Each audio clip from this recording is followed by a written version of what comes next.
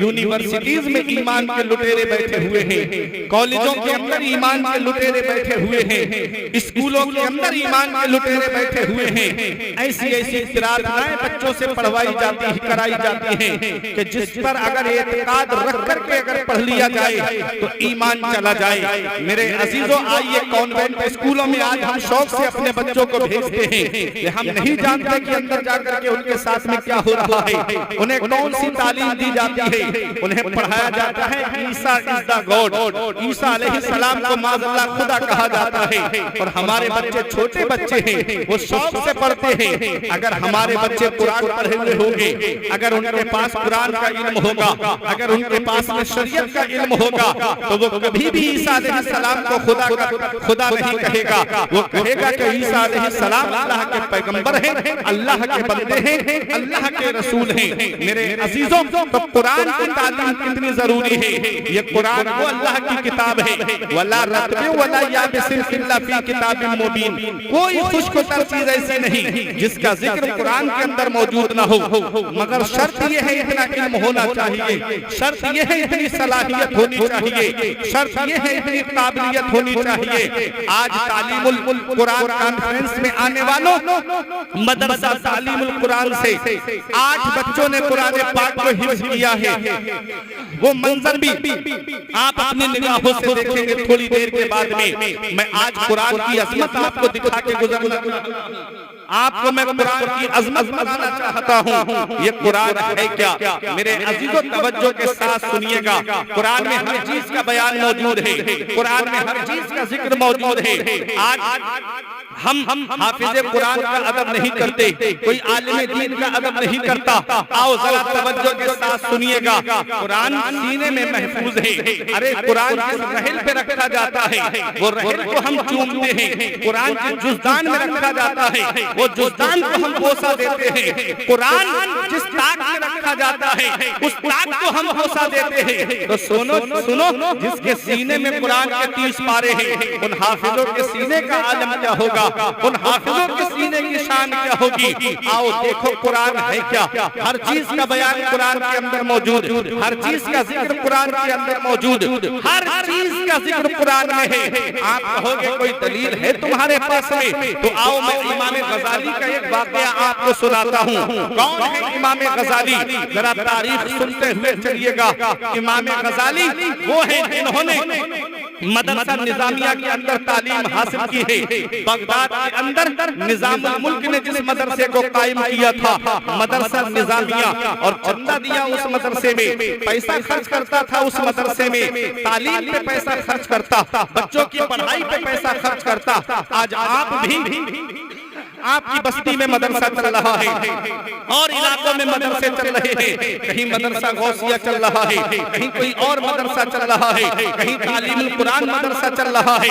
मेरे अजीजों, आप जो मदरसों में चंदा देते हो, तो ये दिल छोटा मत करना कि कहीं मेरा पैसा खराब तो नहीं जा रहा है। अगर आप मदरसे में ताउन करते हो, तो ये परेशान मत होना कि कहीं मेरा पैसा गड्ढे में नहीं चला गया। मेरे अजीजों, अगर एक बच्चा भी तुम्हारे पैसे से हाफिज़ कुरान बन गया या आलिम दीन बन गया, तो वही क़यामत में तुमको बख्शवाने का जरिया बन जाएगा, वही क़यामत में तुम्हारे लिए बख्शिश का जरिया बन जाएगा। निजामुल मुल्क मदरसे में पैसा खर्च करता है, तालीम पे पैसा खर्च करता है। कुछ लोगों ने आकर के, जो जलने वाले थे मदरसे से, आकर के निजामुल मुल्क से कहा, तू जहाँ पैसा खर्च करता है, तेरे पैसे से तो कोई फायदा नजर नहीं आ रहा है। उस मदरसे में तो पढ़ाई भी नहीं हो रही है, उस मदरसे में तो तालीम भी नहीं हो रही है, तू वहाँ पर पैसा क्यों खर्च करता है? निजामुल मुल्क ने कहा, पहले मैं देखूंगा रात में जाकर के वाकई पढ़ाई हो रही है कि नहीं हो रही है। जब निजामुल मुल्क रात में आया तो देखा कि बच्चे एक दूसरे के साथ मजाक कर रहे हैं, बच्चे खेल कूद में लगे हुए हैं। निजामुल मुल्क का दिल टूट गया, कहने लगा कि मैं यहाँ पैसा खर्च कर रहा हूँ, अब मैं पैसा मदरसे में खर्च नहीं करूंगा, मैं किसी और इत्तिफाक के काम में पैसा खर्च करूंगा, मैं किसी और काम में पैसा लगाऊंगा। जा रहा था, रास्ते में रात के अंधेरे में क्या देखा, एक बच्चा चराग जला करके पेड़ के नीचे बैठ करके किताबों का मुताला कर रहा है, किताबें पढ़ रहा है। निजामुल मुल्क पीछे खड़ा हो गया। बच्चा किताब पढ़ता रहा, बच्चा किताब पढ़ने में इतना मुताला करने में गुम हो गया, उसे ये भी नहीं पता कि मेरे पीछे कौन खड़ा है। वो सोचा निजामुल मुल्क ने कभी ये चिराग बुझाए, अब मैं इससे पूछूं, लेकिन बच्चे ने उससे कोई बात नहीं की। निजामुल मुल्क ने देखा जब फजर की अजान की आवाज आई, तब बच्चे ने चिराग बुझाया, किताबें समेटी और मदरसे के अंदर चला गया। निजामुल मुल्क कहता है ना हो मेरे मदरसे से सैकड़ों बच्चे फारिग, एक बच्चा ही फारिग हो गया तो वही मेरे लिए कामयाबी की जमानत बन जाएगा, वही मेरे लिए कामयाबी की जमानत बन जाएगा। नेपाल में रहने वालों, तालीबुल कुरान कॉन्फ्रेंस में आने वालों, तुम जानते हो वो एक बच्चा कौन है? उसी बच्चे को आज पूरी दुनिया इब्न गजाली के नाम से जानती है, जिन्होंने तसव्वुफ में सैकड़ों किताबें लिखी। एक किताब का नाम कीमियाए सआदत है, जिसे पढ़ करके हजारों गुमराह लोग हिदायत के रास्ते पे आ गए। तो सोचो इमाम गजाली की ये शान है, इमाम गजाली का ये मकाम है। जरा सोचने वाली बात ये है, आपके मदरसा तालीमुल कुरान से 8 बच्चे हाफिज बन के जा रहे हैं। अगर एक बच्चा भी इनमें से कामयाब निकल गया और जाकर के कहीं दरसगाह में बैठ करके पढ़ाने लगा, कितने बच्चों को हाफिज बनाएगा? फिर वो बच्चों में से अगर 1-2 बच्चा कामयाब निकल गया, वो कितनों को हाफिज बनाएंगे? इसीलिए सबकी नजरें मदरसों पे टिकी हुई है। मदरसों को बंद कर देना चाहिए, मदरसों में ताले डाल देना चाहिए, मदरसों के अंदर पढ़ाई नहीं हो रही है। माशाअल्लाह ये तरह का सहन कौम को दिया जा रहा है। मेरे अजीजों, ये मदरसे तुम्हारी जरूरतों का नाम है, ये मदरसे तुम्हारी उमंगों का नाम है। जिस दिन मदरसे बंद हो गए उस दिन मुसल्ले खाली हो जाएंगे, इमाम तक नसीब नहीं होगा। जिस दिन मदरसे बंद हो गए उस दिन जनाजे रखे रह जाएंगे, कोई नमाजी जनाजा पढ़ाने वाला नसीब नहीं होगा। ये मदरसा तुम्हारे पैदा होने से लेकर के तुम्हारे मरने तक की जरूरत है। जब बच्चा पैदा होता है तो कान में अजान देने के लिए हाफिज या मौलवी ही जाता है। जब बच्चा जवान होता है तो उसका निकाह पढ़ाने के लिए हाफिज या मौलवी ही जाता है। अरे जब वो बूढ़ा हो जाता है और उसका इंतकाल हो जाता है तो उसकी नमाज जनाजा पढ़ाने के लिए हाफिज मौलवी ही जाता है। तो पता चला इस मदरसे में तैयार हुई जो टीम है, चाहे वो हाफिज कुरान की हो, चाहे वो आलिम दीन की हो, वो चाहे आलिम दीन की टीम क्यों ना हो, पता चला कि ये आलिम और हाफिज तुम्हारे पैदा होने से लेकर के मरने तक की जरूरत है। और सिर्फ मरने तक की ही नहीं बल्कि मरने के बाद तक की जरूरत है। तीजे की फातिहा में आलिम आता है, 10वें की फातिहा में आलिम आता है, 20वें की फातिहा में आलिम आता है, 40वां बरसी की फातिहा में भी आलिम आता है। तो इन आलिमों के करीब हो जाओ। इमाम हसन फरमाते हैं लौलुल उलमाउ लसारन नास मिसलल बहाइम, अगर आलिम ना होते तो कौम जानवरों की तरह होती। नारे तकबीर, नारे रिसालत, तालीबुल कुरान कॉन्फ्रेंस, मसलके आला हज़रत वलमाए अहले सुन्नत मुफ्ती फरमान रज़ा साहिब क़िबला मंजरी। नारे तकबीर, नारे रिसालत, सुभान अल्लाह। मदरसे और इन मदरसों में पढ़ाने मेरे अजीजों, अगर ये ना हो तो हम जिंदगी शरीयत के मुताबिक नहीं गुजार पाएंगे। क्योंकि नमाज में कितने फर्ज है ये आलिम ही तो बताएगा, वुजू कैसे किया जाता है ये आलिम ही तो बताएगा, वुजू किस चीज से टूटता है ये आलिम ही तो बताएगा, ज़कात किस पर फर्ज है किस पर फर्ज नहीं है ये कौन बताएगा, ये आलिम ही तो बताएगा, किसको देना है इसका मसरफ क्या है ये आलिम ही तो बताएगा, हज को कैसे अदा किया जाएगा, हज के कितने अय्याम हैं ये कौन बताएगा, ये आलिम ही तो बताएगा। और आज हम आलिमों से दूर होते जा रहे हैं। जिन मसाइल को समझने के लिए उलमाए किराम को 10-15 साल मदरसे में लग जाते हैं, वो मसला 5 मिनट की क्लिप को सुन के मेरा भाई इंटरनेट से सुन करके, यूट्यूब से सुन करके खुद मुफ्ती बनने की कोशिश करता है। ये हाल है आज हमारी कौम का। याद रखना, न संभलोगे तो मिट जाओगे हिंदी मुसलमानों, तुम्हारी दास्तां कभी न होगी दास्तानों में। मेरे अजीजों, ये मदरसे हमारी जरूरतों का नाम है, ये मदरसे हमारी जरूरतों का नाम है। मदरसे में क्या पढ़ाया जाता है बता दूं मैं आपको, क्या पढ़ाया जाता है। मैं इन लोगों को नहीं, आप लोगों को देख के तकरीर कर रहा हूँ। जरा बोलेंगे मोहब्बत से सुभान अल्लाह। मदरसे में क्या पढ़ाया जाता है? बिहार के अंदर कितना धरना दिया गया कि शराब पे पाबंदी होनी चाहिए, जगह जगह धरने दिए गए कि शराब बंद होना चाहिए। देखो मदरसे में पढ़ाया जाता है इन्नमल खम्रु वल मैसिर वल अंसाब वल अज़लाम रिज्सुम मिन अमल शैतान, कि जुआ भी शैतानी काम है और शराब भी शैतानी काम है, पत्ते खेलना भी शैतानी काम है, तो इन कामों से रुक जाओ। ये मदरसे में पढ़ाया जाता है। मदरसे में क्या पढ़ाया जाता है? मदरसे में पढ़ाया जाता है इक़्तिलू हुवा अक़रबु लित्तक़वा, इंसाफ करो, ये तक़वे के ज्यादा करीब। मदरसे में इंसाफ करना सिखाया जाता है। मदरसे में हर हकदार को उसका हक देना सिखाया जाता है। मदरसे में हर एक के हुकूक बताए जाते हैं। पड़ोसियों का क्या हक है, ये मदरसे में पढ़ाया जाता है। रिश्तेदारों का क्या हक है, ये मदरसे में पढ़ाया जाता है। अजीजो अकारिब का क्या हक है, ये मदरसे में पढ़ाया जाता है। बीबी के क्या हुकूक हैं, ये मदरसे में बताए जाते हैं। माँ बाप के क्या हुकूक हैं, ये मदरसे में बताए जाते हैं। बड़े भाई का क्या हक है, ये मदरसे में बताया जाता है। मदरसे में क्या पढ़ाया जाता है? मदरसे में पढ़ाया जाता है लानतुल्लाहि अलल काज़िबीन, झूठ बोलने वालों पर अल्लाह की लानत है।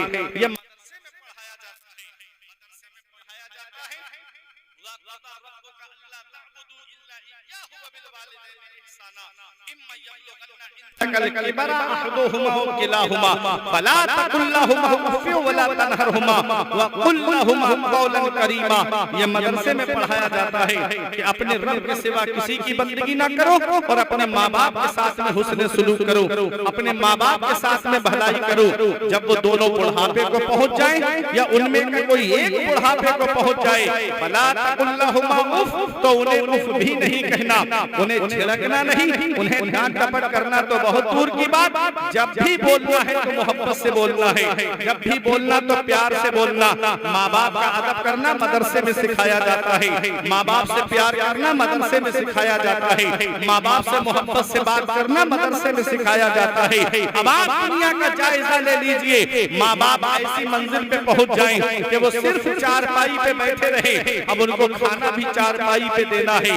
अब वो अगर माजूर है जाने से बाथरूम वगैरह में भी, तो मुझे बताओ वो बेटे जो दुनियावी तालीम हासिल किए हुए हैं, ऐसे बेटों को मैंने अपनी आंखों से देखा कि ऐसे आलम में माँ बाप को बोझ समझते हैं। वो सोचते हैं कि मेरे माँ बाप से मेरा पीछा छूट जाए, और अगर बेटा आलिम या हाफिज होता है तो ऐसे वक्त में माँ बाप की खिदमत करने को वो अपने लिए जन्नत समझता है। ऐसे आलम में माँ बाप की खिदमत करने को वो अपने लिए सरमाया हयात समझता है। तो पता चला मेरे अजीजों, जब माँ बाप बूढ़े हो जाते हैं तो बेटा जो अपने माँ बाप को बुढ़ापे की दहलीज में अपने सीने से लगाता है, वो या तो हाफिज़े कुरान होता है या आलिम दीन होता है, या वो बेटा जिसने दीन से शगफ हासिल किया है, वो बेटा जिसने दीन से लगाव रखा है, या जो उलमा के करीब रहा है, वो बेटा बुढ़ापे में अपने माँ बाप को अपने लिए जन्नत समझता है। ऐ मेरे अजीजों, माँ बाप ज़हमत नहीं है, माँ बाप अल्लाह की रहमत है। माँ बाप बुढ़ापे की दहलीज पे पहुंच जाए तो हमें उनको बोझ नहीं समझना चाहिए, अपने बचपन को देखना चाहिए। जब बचपन में हम बीमार पड़े थे तो यही हमारा बाप है जो हमको डॉक्टरों के पास लेकर गया, यही हमारी बूढ़ी माँ है जो हमको डॉक्टरों के पास लेकर के गई। क्या कहा बाप ने, डॉक्टर साहब जमीन बिके तो बिक जाए, मकान बिके तो बिक जाए, प्रॉपर्टी जाए तो चली जाए, लेकिन मेरी औलाद को कुछ नहीं होना चाहिए। आज वही माँ बाप बूढ़े हो गए, हमने उनके बिस्तर घर से बाहर कर दिए। आज वही माँ बाप जिनके जिस्म की हड्डियों ने जवाब दे दिया, आज हमने उनको तीनों झोपड़ियों में रहने पे मजबूर कर दिया। हम कौन सा मुंह लेके अपने आका की बारगाह में जाएंगे, कौन सा चेहरा लेकर शाफ़िए महशर की बारगाह में जाएंगे। कयामत के दिन हमारे नबी ने हमसे पूछ लिया, बुढ़ापे में माँ बाप की दौलत मिली थी, बताओ क्या सुलूक करके आए हो, क्या कहोगे उनको बिस्तर घर से बाहर करके आए? क्या कहोगे उन्हें तीनों झोपड़ियों में रहने पे मजबूर करके आए?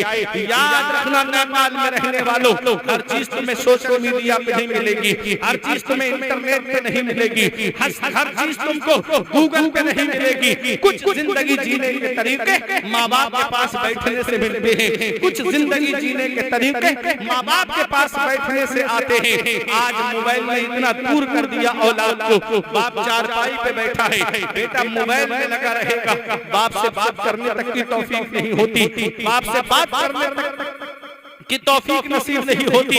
ऐ मेरे अजीजों, याद रखना एक दिन ऐसा आएगा, मोबाइल होगा तुम्हारे पास लेकिन बाप नहीं होगा, मोबाइल होगा तुम्हारे पास लेकिन दुआ देने वाली माँ नहीं होगी। इसलिए वक्त रहते हुए अपने माँ बाप की कदर कर लो।